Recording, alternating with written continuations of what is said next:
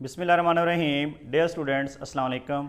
आज का जो हमारा टॉपिक है 9th केमिस्ट्री का चैप्टर नंबर 1 से टेस्ट योर सेल्फ है। जैसा कि आपको मालूम है कि अब एग्ज़ाम में जो पेपर आ रहे हैं वो कंसेप्चुअल बेस्ड है। बोर्ड ने नई पॉलिसी दी है कि अब हर साल जो है 10% ये कंसंट्रेशन बढ़ती जाएगी कि सीधा सीधा सवाल नहीं होगा, बल्कि जो टॉपिक आपको पढ़ाया जा रहा है उससे रिलेटेड कोई कॉन्सेप्ट बेस्ड होगा। कॉन्सेप्ट बेस्ड जो क्वेश्चन होते हैं उनके क्वेश्चन लॉन्ग होते हैं, आंसर बड़ा स्मार्ट सा होता है, तो गौर से देखिएगा। तो ये आपकी बुक में टेस्ट योरसेल्फ 1.6 है चैप्टर नंबर 1 में। तो पहला क्वेश्चन है which term is use to represent mass of a mole of a molecule of a substance. किसी सब्सटेंस के एक मॉलिक्यूल को या एक जो उसकी मोल है उसको किस में रिप्रेजेंट करते हैं, यानी उसके लिए कौन सी टर्म यूज़ करते हैं। किसी सब्सटेंस को रिप्रेजेंट करने के लिए तो आप कौन सी टर्म यूज़ करेंगे। सवाल दोबारा देख लें। Which term is used to represent mass of 1 mole of molecule. क्या आपके पास कोई सब्सटेंस का एक मॉलिक्यूल दिया गया है, उसका मैस आपने फाइंड आउट करना है, तो उसको कहता है किस टर्म में यूज़ करेंगे। तो उसका आंसर है जी ग्राम मॉलिक्यूलर मैस, या उसको मोलर मैस भी कहते हैं।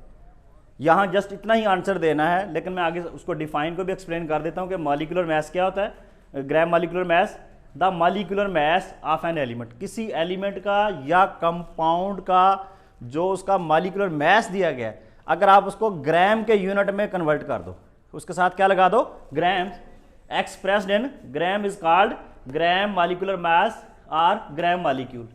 It is also called a mole, इसको मोल भी कहते हैं, मोलर मैस भी कहते हैं। और फॉर एग्जांपल जैसे हमारे पास सल्फ्यूरिक एसिड का अगर हमें कहा जाए कि जी बताएं कि ग्राम मॉलिक्यूलर मैस क्या है, तो हम कहेंगे ये 98 होता है। उसके साथ अगर जी वर्ड यानी ग्राम लगा देंगे तो वो उसका क्या बन जाएगा ग्राम मॉलिक्यूलर मैस। इसी तरह दूसरा क्वेश्चन है जी how many atoms are present in 1 gram atomic mass of a substance. किसी सब्सटेंस का आपको जो है 1 ग्राम दिया जा रहा है, 1 ग्राम एटॉमिक मैस किसी सब्सटेंस का होगा, तो कहता है उसके अंदर बताएं कितने एटम्स होंगे। एवोगैड्रो नंबर से हमें ये पता चला था, तो उन्होंने बताया था कि जी 6.02 × 10⁻23 atoms are present in 1 gram atomic mass of substance which is equal to the 1 mole, जो कि 1 मोल के इक्वल होता है। किसके इक्वल होता है जी 1 मोल के इक्वल। तो असल आंसर क्या है जी, ये हाउ मैनी का लफ्ज कट करके उसकी जगह क्या लगा देंगे 6.02 × 10⁻23, बाकी वही क्वेश्चन वाली चाहे स्टेटमेंट लिख दें। नेक्स्ट क्वेश्चन है जी explain the relationship between mass and a mole of a substance. कि मैस और मोल में रिलेशनशिप बताएं, क्या रिलेशनशिप है। देखें the relationship between the mass and mole, हमने फार्मूला पढ़ा था मोल्स फाइंड आउट करने का, आपको याद होगा। वो क्या होता था, moles are equal to mass over molar mass. Yes, molar mass. अब आपको मैस चाहिए, ये मोलर मैस इधर क्या हो रहा है डिवाइड, इधर आके क्या हो जाएगा, अगर इक्वल के दूसरी तरफ जाएगा तो क्या हो जाएगा मल्टीप्लाई हो जाएगा। तो हम इसको यूं भी लिख सकते हैं कि जी molar mass is equal to, ये वाले मोल्स लिख लें, मल्टीप्लाई यही मोलर मैस। तो यानी वही वाला मैस वाला फार्मूला है, उसको सिर्फ रीअरेंज करना है, तो ये इनके दरमियान में एक रिलेशनशिप बन जाएगा। क्वेश्चन नंबर 4 है find out the mass of 3 moles of oxygen. आपके पास ये छोटा सा एक न्यूमेरिकल है कि आपको ऑक्सीजन के 3 मोल्स दिए जा रहे हैं। ऑक्सीजन के कितने मोल्स दिए जा रहे हैं 3। कहता है इनका जो है आप मैस बताएं।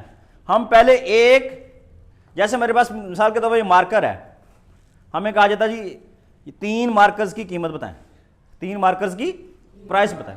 अब हम कैसे पता चलेगा, अगर हमें किसी तरीके से एक मार्कर की प्राइस का पता चल जाए ना, तो हम 3 से मल्टीप्लाई कर दें। लेट्स सपोज मैं कहता हूं ये 10 रुपए की एक है और इस तरह के 3 मार्कर्स की प्राइस बताएं, तो आप क्या आंसर देंगे, मल्टीप्लाई 3 से कर देंगे, यानी 30 आंसर आ जाएगा। इसी तरह हम एक जो मोल है उस किसी सब्सटेंस का, पहले उसका एक का यानी ऑक्सीजन हमें दिया जा रहा है, ऑक्सीजन के एक का रेट निकालेंगे, वो कितना होता है 16 gram. Mass of 1 mole of oxygen कितना होता है, और आपने किसका फाइंड करना है 3 का, तो हम अगली लाइन लिखेंगे mass of 3 moles of oxygen, 3 को मल्टीप्लाई कर देंगे किसके साथ 16 के साथ, और वो 48 ग्राम हमारा आंसर आ जाएगा। लास्ट वन है जी ये भी एक छोटा सा न्यूमेरिकल है, बड़ा मशहूर और बड़ा कॉमन सवाल है। How many molecules of water are present half mole of water. कहता आपको आधा मोल आपको पानी का दिया जा रहा है, बताएं उसके अंदर वाटर के कितने मॉलिक्यूल होंगे। पहले हमें पूरे का पता होना चाहिए। हमें पता है कि जो 1 मोल होता है वाटर का, 1 मोल वाटर का जो है उसके अंदर होते हैं 6.02 एंड 10⁻23 मॉलिक्यूल्स होते हैं पानी के। एक मोल जो है उसके अंदर वाटर के कितने मॉलिक्यूल आएंगे? 6.02 एंड 10⁻23। वो कह रहा है हाफ करने हैं जी, आधे करने हैं, 2 पे डिवाइड कर दें। तो हम यहां क्या करेंगे जी, हाफ का मतलब ये है इसको आप इधर भी 2 पे डिवाइड कर दें, इसको भी 2 पे डिवाइड कर दें, तो आंसर आ जाएगा जी हमारे पास। ये इधर निकाला हुआ भी है, मैं इसको भी एक्सप्लेन करता हूं। 3.01 एंड 10⁻23। अगर आप इसको इस तरह लिखना चाहते हैं, आप लिखेंगे 1 मोल ऑफ वाटर कंटेन के 1 मोल वाटर में कितने मॉलिक्यूल्स होते हैं?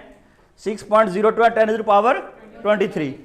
हाफ 1/2 को हम 0.5 को भी हाफ बोलते हैं, तो 0.5 अगर लेने होंगे तो जो आंसर आया हुआ है यानी 6.02 एंड 10⁻23 उसको 0.5 से मल्टीप्लाई कर दें। 0.5 से, यानी ये हाफ होता है। जो हाफ होता है 1/2 जो होता है ये आपका 0.5 के इक्वल होता है। या फिर इस सारी वैल्यू को आप 2 पे डिवाइड कर दें। किस पे डिवाइड कर दें? 2 पे डिवाइड कर दें तो भी उसका हाफ आ जाएगा। तो अगर आप इस तरह करना चाहें, ये 0.5 चाहे खत्म कर दें, इसको 1/2 से यूं कर दें, तब भी आंसर यही आएगा। तो ये था आपका टेस्ट योरसेल्फ 1.6। थैंक यू, जज़ाकुमुल्लाह खैर, वासन फिल जज़ा।